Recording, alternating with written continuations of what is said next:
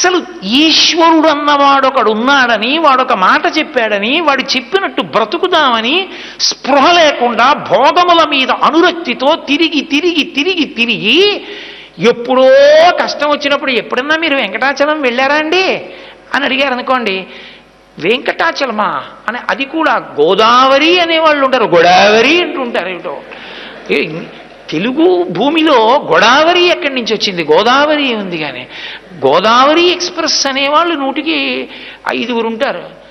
95 మంది గోదావరి ఎక్స్ప్రెస్లో వచ్చానంటే గోదావరి ఎక్కడి నుంచి వచ్చింది నీకు?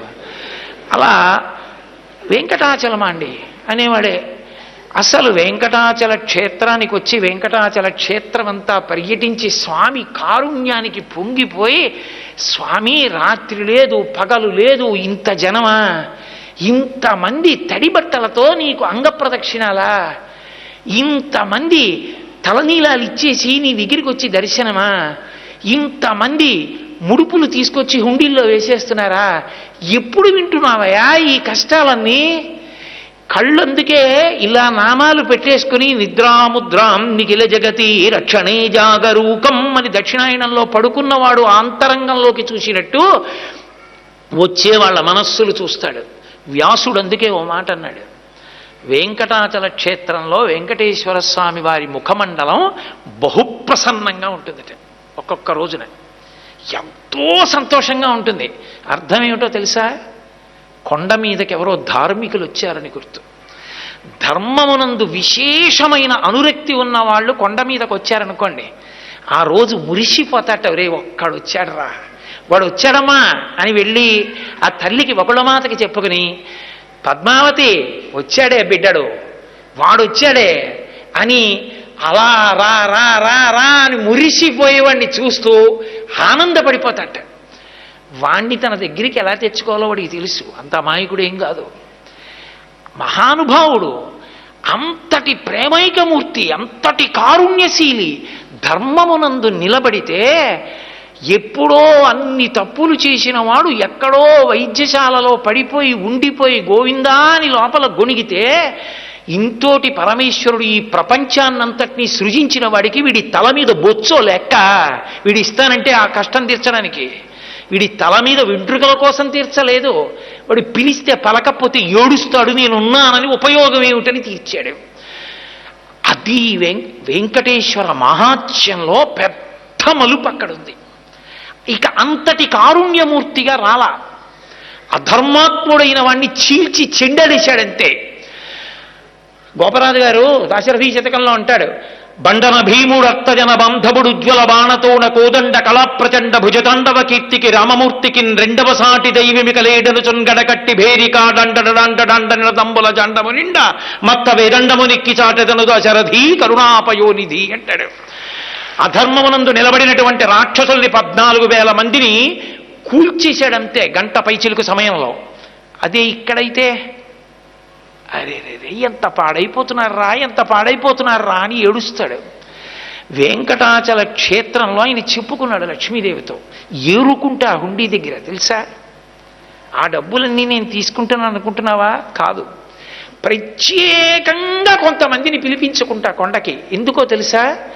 కుబేరుడికి వడ్డీ కట్టడానికి డబ్బు తక్కువ అవుతుంటుంది, నాకు పాకెట్ మనీ ఉండదు, నాకు కావలసిన ద్రవ్యం తగ్గుతుంది కలియుగంలో. అప్పుడు నేను ఈ పాపరూపమైన ధనాన్ని పుచ్చుకోను, ఆ హుండీల్లో డబ్బు నాకు అక్కర్లేదు. నేను ఏరుకుంటా చెయ్యి కింద పెట్టి వాడు పైనుంచి వేస్తుంటే, వామనమూర్తి అవతారంలో బలిచక్రవర్తి ఇలా పెడితే, వామనమూర్తిగా శ్రీ మహావిష్ణువు ఇలా పెడితే, ఆదిన్ శ్రీసతి కొప్పుపై తనువుపై అంశోత్తరీయంబుపై పాదాబ్జంబులపై కపోలతటిపై పాలిండ్లపై నూత్న మర్యాదంచెందు కరంబు క్రిందగుట ఆపైనా కరంబుంటమేల్ కాదే రాజ్యము గిజ్జమున్ సతతమే కాయంబు నాపాయమే అంటాడు బలిచక్రవర్తి. నా చెయ్యి పైన, శ్రీమన్నారాయణుడి చెయ్యి కింద అంటాడు. హుండీ కింద చేయి పెట్టి వెతుక్కుంటా వాడు వేసే రూపాయి కాసు కోసం. ఎవరితో తెలుసా? ఇలను పుణ్యాత్ములైన వారిచ్చినట్టి ధనము నేను కొంత గైకొని, కొంత ధనము ధనదుకు వడ్డీ చెల్లించి వింతలేల చేయుచుండెదను అనుచు మచ్చికను పలికే. లక్ష్మి, డబ్బు కట్టేస్తాను, వచ్చేసేయండి వైకుంఠానికి, మీకు ఎందుకు వీళ్లతో ధర్మమా ఏమైనా, నా ఎవరికి కావాలి అనలాకు పిల్లలు బాధలో ఉన్నప్పుడు కదా తండ్రి కావాలి, పిల్లలు బాధలో ఉన్నప్పుడు కదా తల్లి కావాలి. వాళ్ళన చెనకలేను, కలియుగం ఎంతమందిని చంపేను. ఇప్పటికే నేను చేసిన ప్రతిజ్ఞ కోసం పరమశివుడు శంకరాచార్యులు వారిగా వచ్చాడు, పెట్టాడు పీఠాలు, వచ్చాడు. మళ్ళీ ఆ శంకర భగవత్పాదులే వచ్చారు పరమాచార్య స్వామిగా, ఈ భూమి మీద నడిచి ధర్మాన్ని ప్రచారం చేశారు. నిలబడుతుంది లక్ష్మి. ధర్మం నిలబడదన్న మాట అనకు, అనురక్తి ప్రజలలో ఉంటుంది. ఎందుకంటే ఇది జీవగడ్డ. మన ఇల్లే అయినా ఫ్లాట్కి స్లాబ్ వేసినప్పుడు అంతా మందే. నేనే 2 గోడలు పెట్టి ఇది బాత్రూమ్ అన్నాను. అది బాత్రూమ్ అని నేను నిర్ణయం చేశాక ఇంకెప్పుడు నేను అందులో భోజనం చేయను. ఇది నా భోజనశాల అని నేను నిర్ణయించుకున్న తర్వాత అందులో స్నానం చేయను. పరమేశ్వరుడే ఈ భూమండలాన్నంతటినీ సృజించిన ఒక్క భరతఖండాన్ని మాత్రం కర్మభూమిగా నిర్ణయం చేశాడు. ఇది కర్మభూమి, ఇది వేదభూమి, ఇది యజ్ఞభూమి, ఇది పాడవదు లక్ష్మి. మళ్ళీ ధర్మం నిలబడుతుంది. నా బిడ్డలందరికీ ధర్మంలో అనురక్తి కలుగుతుంది. కలిపురుషుడి వలన వచ్చేటటువంటి సౌలభ్యమేదో దాన్ని పొందుతారు. కలిపురుషుడి వలన వచ్చే ప్రమాదం నుంచి తప్పుకోవడం అలవాటు చేసుకుంటారు. దానికి ఒక్కటే కారణం, నా వంక చూస్తారు. వాడున్నాడు కాపాడాడు, వాడు మనని కాపాడగలిగిన వాడు ఉన్నప్పుడు మనకెందుకు ఈ అధర్మం, మనకొద్దని వదిలిపెడతారు. అందుకని మౌన సందేశంతో నించుంటాను, మాట్లాడను, అలా నిలబడుంటా. ఎన్ని రాత్రులు, ఎన్ని పగళ్ళు, ఎన్ని సంవత్సరాలు నిలబడతానో తెలుసా? కాలు ఇలా కదపను, అరికాళ్ళు తిమ్మిర్లెక్కినా ఇలా అనను. స్వేచ్ఛయా క్రీడతే తత్ర. ఆయనకి నొప్పులు లేవని మీరు అనుకోవద్దు. తరిగొండ వెంగమాంబ లాంటి మహాభక్తురాలు పట్టింది కాళ్ళు అర్ధరాత్రి లోపలికెళ్ళి. ఆయనకి కాళ్ళు నిప్పెడతాయి, ఆయనకి బడలిక ఉంటుంది, కానీ ఆయన ఓర్స్తున్నాడు. ఎందుకంత ఓర్పో తెలుసా? కలిపురుష లక్షణం. ఎంతమంది ఇన్ని ఆపదలకి లోనైపోతున్నారు. ధర్మం ఒక్కటి వదిలిపెట్టేశారు. ఒక్క ధర్మాన్ని పట్టుకుని ఉంటే నేనే ధర్మస్వరూపాన్ని. ఈ ఆపద ఎందుకు అసలు? వీళ్ళకి ఎంత సంతోషంగా, ఎంత హాయిగా ఉండేవారు. అరే రే, ఇంత గొప్ప దేశంలో, ఇంత గొప్ప యజ్ఞభూమిలో, ఇంత గొప్ప వేదభూమిలో, ఇంత గొప్ప కర్మభూమిలో ఎందుచేత ధర్మం ఇలా లుప్తమైపోతోంది అని ఆర్తి చెందుతూ ఆయనకి పరమ విశ్వాసం ఉంది ధర్మం నిలబడుతుందని. ధర్మం పోతుందని వెంకటేశ్వరుడు నమ్మి ఉంటే ఆ అవతారం అసలు నిలబడదు. ధర్మము ఉండి తీరుతుంది ఈ దేశంలో, అది ఆయన నమ్మకం, ఆయన అనుభవం. అందుకే ఆయన అలాగే నిలబడి ఉన్నాడు. అంత కారుణ్యమూర్తి అయి నించున్నాడు. ఎక్కడ మీరు ఎక్కడ ఎక్కడ ఎక్కడ ఉండి మనసులో గొణగండి వెంకటేశ్వరుడు గురించి, మిమ్మల్ని అనుగ్రహిస్తాడు.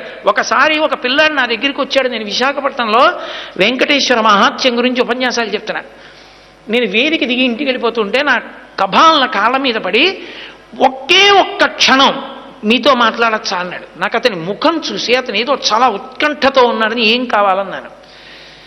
మీరు చెప్పినంత నమ్మకంతో నిలబడితే వెంకటేశ్వరుడు పిలుస్తాడా దర్శనానికి అన్నాడు.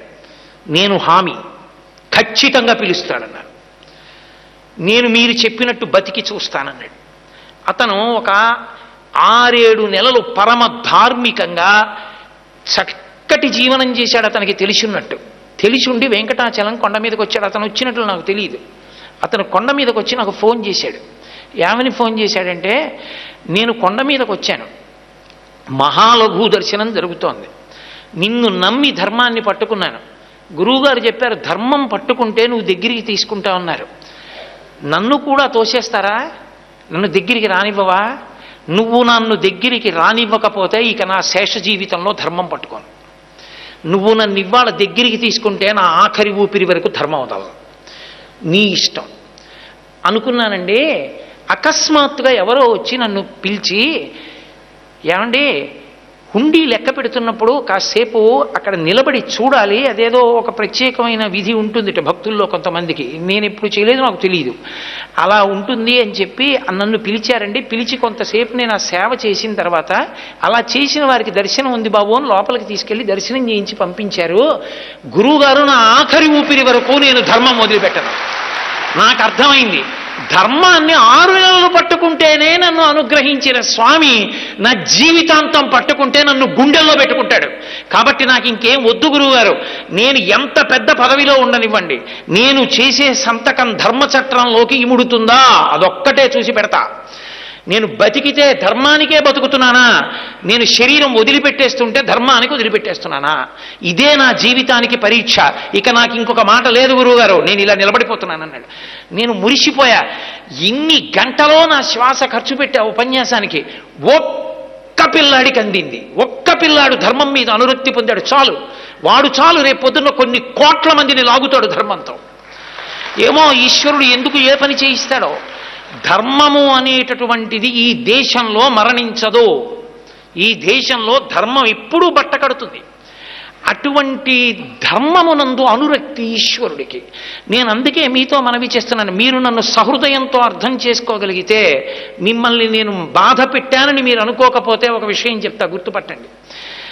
మీరు ఎవ్వరూ మనసులో ఖేదపడకూడదు. నేను మీ కుటుంబ సభ్యుడిని అనుకుని మీ ఇంట్లో మీ పినతండ్రినో పెదతండ్రినో చెప్తున్నాను అనుకుని వినండి. నా ఇంట్లోనే నేను కూర్చుని ఉన్నాను అనుకోండి, చాలామంది నన్ను చూడడానికి ఎవరో వస్తూ ఉంటారు, ఏదో కోటేశ్వరారంటే ఒక గౌరవం ఉండి వస్తూ ఉంటారు. నాకు పరమ అసహ్యం అనుకోండి. నా దగ్గరికి వచ్చి నమస్కారాలు చేయడమే తప్ప ఒక్క చిన్న విషయంలో కూడా ధర్మానికి నిలబడతను పాడు చేసేస్తున్నాడు ధర్మాన్ని అని నాకు అనిపించింది అనుకోండి, నేను ఆదరంగా రావయా రా రా రా రా అని దగ్గర కూర్చోబెట్టుకుంటానా? నేనేం చేస్తాను? అక్కడి నుంచి చూడగానే బాగున్నారా, సంతోషం, కొంచెం నేను పనిలో ఉన్నానయ్యా, ఉపన్యాసానికి వెళ్ళిపోవాలి, వేరొకసారి కలుద్దాం అని ఇలాగే అంటాను. అప్పుడు అతను ఏం చేయాలి? అక్కడి నుంచే వెళ్ళిపోవాలి కాదు. నాకు అనురక్తి ఉందనుకోండి, నేనేం చేస్తాను? నేను ఎంత హడావిడిలో ఉన్నా, ఓయ్ ఎంత కాలానికి కనబడ్డావా, రా రా రా రా రా, ఉపన్యాసానికి వెళ్ళిపోతున్నాను, పని చేస్తావా, నిన్ను చూసి చాలా రోజులైంది, నువ్వు కారు ఎక్కువ నాతో, ఉపన్యాసానికి వెళ్ళే వరకు నాతో మాట్లాడుతూ వద్దు కానీ మళ్ళీ అట్నుంచి మాట్లాడుతూ వద్దాం అంటానా అననా? అతను నా పక్కన కూర్చోవడానికి, నా దగ్గరికి రావడానికి కారణం నేను కోరుకున్నట్టు బతుకుతున్నాడు. అతను దూరం నుంచి వెళ్ళిపోవడానికి కారణం నేను కోరుకున్నట్లు బ్రతకట్లేదు. మహాలఘు అతిలఘు ఎందుకు వచ్చాయంటే మనం ఆయన కోరినట్టు బ్రతకట్లేదు, అందుకే దూరం నుంచి వెళ్ళిపోతున్నాం. వెంకటేశ్వరుడికి మనం ఎంత కాలం దూరం నుంచి వెళ్ళిపోతామో అది పరిపాలనా సౌలభ్యమునకు కలికితురాయి కాదు. అది ఇన్ని లక్షల మందికి భక్తులకి దర్శనం చేయించామని చెప్పుకుని సంతోషపడవలసిన విషయం కాదు. అది మనం సిగ్గుతో తలంచుకోవలసిన విషయం. అందరం ఆనంద నిలయంలోకి వెళ్ళి మొదటి గడప దగ్గరికి వెళ్ళి నిలబడి రాగలిగినటువంటి రోజు ఈశ్వరుడు ఇవ్వలేడని మీరు అనుకుంటున్నారా?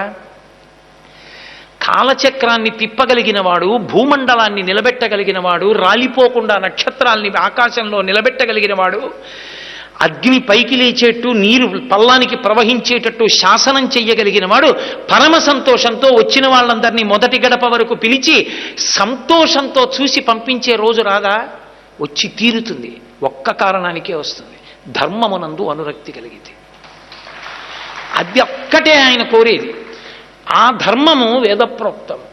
వేదప్రోక్తమైన ధర్మాన్ని మన చేతనైనంత మనం పట్టుకున్నా చాలు. నేను 100% ధార్మికంగా బతికేయండి అన్నంత గంభీరమైన మాట చెప్పగలనో చెప్పలేను. అలా చెప్పలేనందుకు నేను సిగ్గుపడవలసి ఉంటుంది. కానీ ధర్మాన్ని పట్టుకున్న రోజున అతిలఘు మహాలఘు దర్శనములుండవు. మీ ప్రమేయం లేకుండా అందరూ, నాతో కొంతమంది అంటుంటారు, గురుగారు 1963లో దర్శనానికి వచ్చినప్పుడు మహాద్వారంలోంచి లోపలికి వెళ్ళిపోయానండి అంటారు. వెళ్ళిపోయి చాలాసేపు కూర్చుని ఎడుతూ ఉండేవాళ్ళం అండి అంటారు. ఎందుకు రాదు ఆ రోజు? వస్తుంది. స్వామి పొంగిపోయాడని గుర్తు ఏమిటంటే, తుఫాను వస్తోందని రాడారు చెప్పినట్టు దేశంలో ధర్మం నిలబడిందని గుర్తు ఏమిటంటే, వెంకటేశ్వర స్వామి వారి క్షేత్రం దానికంతటికీ కూడా ప్రతీకగా నిలబడి చూపిస్తుంది. ఆయన పొంగిపోయే రోజు రావాలి, ఆయన సంతోషపడిపోవాలి. గుడిలోకి మనం వెళ్తున్నాము అంటే, మనం గుడిలోకి వెళ్ళినందుకు మనని చూసి ఆయన మురిసిపోతున్నాడా? ఒక తండ్రికి మీరేం పట్టుకెళ్ళారు కాదు, ఒక తండ్రికి మీరు ఎంత డబ్బు ఇచ్చారని కాదు, ఒక తండ్రి మిమ్మల్ని చూసి మురిసిపోతాడా? అదొక్కటే ఉత్తముడైన కొడుకు అనిపించుకోవడానికి కితాబ్. నేను ఎంత పెద్ద అంచు పంచ పట్టుకెళ్ళి మా నాన్నగారికి ఇస్తే, ఎక్కడి నుంచి తెచ్చావరా, నీళ్లు జల్లి కట్టుకోవాలా, కట్టుకోవచ్చా అని మా నాన్నగారు అడిగారు అనుకోండి, నేను బతికినట్ట చచ్చినట్ట? మా తమ్ముడు తెచ్చిన 2 వేళ్ల అంచు ఉన్న పంచెని సంతోషంగా మా నాన్నగారు పరమేశ్వరుడి పాదాల దగ్గర పెట్టి, ధార్మికుడైన కొడుకునిచ్చావమ్మా అని ఆయన దాన్ని కట్టుకుని, నాన్నగారండి మీకోసమే తెచ్చాను అన్నాక నేను చూడకుండా కాసి నీళ్లు చల్లి, అమ్మా వాడు సంతకం పెట్టి మాత్రమే జీతం పుచ్చుకునేలా బతికే అవకాశం ఇయ్యమ్మా, వాడికి ఆ బుద్ధి కల్పించమ్మా అని తేళ్ళు జిర్రిలతో ఉన్న దారాలు కట్టుకున్నట్టు ఆయన పంచె కట్టుకున్నారనుకోండి. అప్పుడు నేను పంచె ఇచ్చానని మురిసిపోనా, కొడుకుగా బతకలేకపోయానని ఏడవనా? తండ్రి సంతోషించేటట్టు ప్రవర్తించిన వాడు కొడుకు. పరమేశ్వరుడికి నువ్వు ఎన్ని సేవలు చేశావు, ఎన్ని కిరీటాలు చేయించావు, ఎంత హుండీలో వేశావు ఎవరికి కావాలి? నువ్వు 7 కొండలు ఎక్కుతుంటే, నువ్వు రాజద్వారం దాటుతుంటే, నువ్వు ఆనంద నిలయంలో కెడుతుంటే స్వామి ప్రహృష్టవదనంతో వచ్చాడు రా నా కొడుకు, వాడు రా ధర్మమునందు అనురక్తి, వాడికి ప్రాణం రా వేదం అంటే, వాడికి ప్రాణం రా ఋషిప్రోక్తం అంటే, వాడు నమ్మి చెప్పుకున్నాడు, నమ్మి ఆచరిస్తాడు రా అని పరమ సంతోషంతో ఆయన నిన్ను చూడాలి, నువ్వు ఆయన్ని చూడటం కాదు. నువ్వు ఎన్ని మాటలు ఆయన్ని చూస్తే ఎవడికి కావాలి? దర్శనానికి వెళ్ళారండి, వాళ్ళు కొంచెం ఏమరపాటుగా ఉన్నారు, తాడు కింద నుంచి దూరి 2వ మాట దర్శనం చేశాను గురువుగారు అంటాడు. వాడు సిగ్గుపడద్దు, అది చెప్పడానికి సిగ్గుపడాలి. తాడు కింద నుంచి దూరి దర్శనానికి వెళ్ళడం ఏంటి? నువ్వు తాడు కింద నుంచి దూరి దర్శనానికి వెళ్ళడం కాదు, నువ్వు ఎన్ని మాటలు ఈశ్వరుణ్ణి చూసావు కాదు, నిన్ను ఈశ్వరుడు ఎన్ని మాటలు సంతోషంగా చూశాడు. నువ్వు వస్తుంటే ఓ లక్ష్మి చూడు చూడు చూడు చూడు వచ్చాడు అని సంతోషపడిపోయి, రాత్రి తల్లి దగ్గరికి వెళ్ళి